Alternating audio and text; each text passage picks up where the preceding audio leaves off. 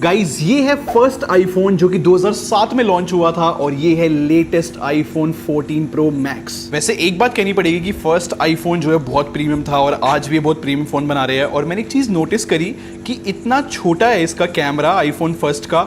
आज के टाइम पे फ्लैश लाइट भी बड़ी है आईफोन्स की। और इतने सालों में तीन चीज कॉमन रही है, बैक साइड में एप्पल लोगो और फोन के लेफ्ट साइड में यहाँ पर म्यूट स्विच पहले भी था, आज भी है, और यहाँ पर जो है हमें वॉल्यूम रॉकर्स आज भी मिलते हैं। और ये देखने गाइस डिस्प्ले कितनी छोटी हुआ करती थी और आज के टाइम पे जो है कितने बड़े हो गए हैं फोन। ये तो बहुत छोटा हो गया है। और फर्स्ट आईफोन जो है कुछ ऐसे चार्जर के साथ आता था, इसको 30 पिन अडेप्टर बोलते हैं और ये यहाँ पर फिट होता है। मैं इस फोन को चार्जिंग पे लगाता हूँ, आप नीचे सब्सक्राइब बटन को चार्ज कर दो।